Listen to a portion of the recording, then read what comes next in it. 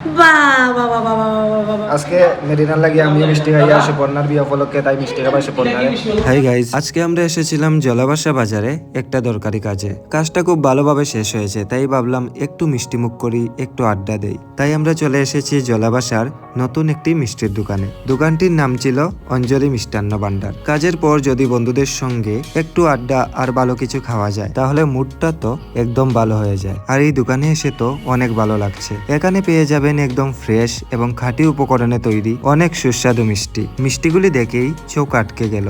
এত সুন্দর আর লোভনীয় মিষ্টি দেখে কি না খেয়ে থাকা যায়? চারিদিকে শুধু রঙিন আর লোভনীয় মিষ্টি। কত রকমের মিষ্টি যে সাজানো আছে বলে শেষ করা যাবে না। তার উপরে পরিষ্কার পরিচ্ছন্ন পরিবেশ এই দোকানের অন্যতম আকর্ষণ। পরিবার, অতিথি আপ্যায়ন কিংবা যে কোনো উৎসবের জন্য জলাবাসা বাজারের অঞ্জলি মিষ্টান্ন ভান্ডার থেকে মিষ্টি নিশ্চিন্তে নিয়ে যেতে পারেন।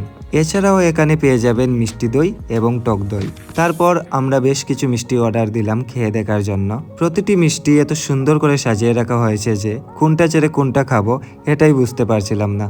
বাহ বাহ বাহ বাহ বাহ বাহ বাহ বাহ। তারপর আমরা মিষ্টি খেতে শুরু করলাম। আর সত্যি কথা বলতে মিষ্টিগুলি অনেক ফ্রেশ এবং অনেক সুস্বাদু লাগছিল।